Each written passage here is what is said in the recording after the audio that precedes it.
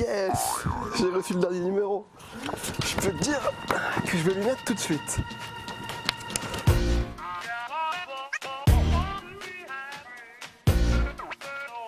Ça y est, je l'ai lu. 5 ans pour l'emploi, le livre d'Alain Juppé qui décrit son programme économique pour la présidentielle 2017. Alors nous, on est venu rencontrer le candidat à la primaire LR lors de cette matinée de campagne à Paris, dans le 18e arrondissement. Il rencontre plusieurs acteurs économiques. Alors est-ce que ça a me donné envie de faire de la politique? Ah, je ne suis pas sûr.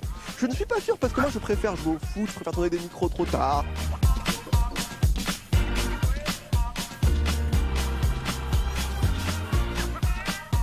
Vous croyez que les politiques devraient venir plus souvent vous voir, que ça doit passer par les petites entreprises, qu'on doit rencontrer plus le terrain quand on est un homme politique?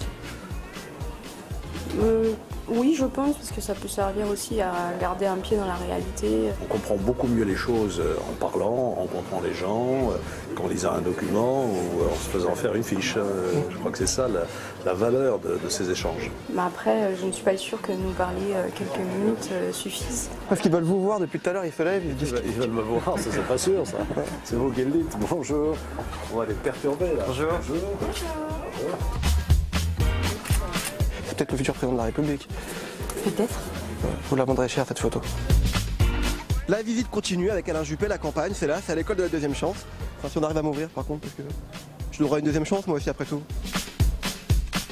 À l'école de la deuxième chance, ils ont tous une motivation et ça leur donne une énergie considérable. Quand je vois ça, je me dis que c'est une très belle rencontre. Finalement, si c'était que ça la politique, ça serait bien. Je pense qu'il y a là une très très belle réalisation fondée sur la confiance, sur l'exigence aussi. On exige de ces stagiaires qui respectent vraiment les règles de vie en société. Je l'avais jamais rencontré. Et en vrai, il est sympa. Ouais, il est sympa. Il a le droit à sa deuxième chance lui aussi ou pas? Ouais. Parce qu'il a déjà essayé, mais là il revient, donc il a le droit à une deuxième chance. Tout le monde a le droit. École de la deuxième chance, on a tous le droit à une deuxième chance. Oui, bien sûr. Même Nicolas Sarkozy. Même lui. On est surpris comme il n'atterrisse pas sur la politique. Une belle matinée de campagne, ça doit se terminer forcément par une belle séance de dédicace. Et moi, je vais faire dédicacer mon ouvrage, lui dire ce que j'en ai pensé.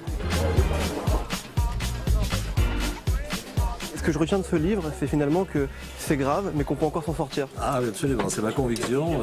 Ça va pas mieux, contrairement à ce que le président nous raconte, mais la France a des atouts formidables, à commencer par une jeunesse pleine d'enthousiasme et d'esprit d'entreprise. Voilà. C'est votre nom, ça, le micro-trottoir? C'est le nom de mon émission.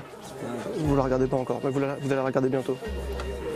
Montesquieu qui disait la gravité et le bouclier des sots. Oui, c'est une belle formule. Hein. Oui, c'est vrai. Il faut avoir un peu le sens de l'humour. Oui, c'est important.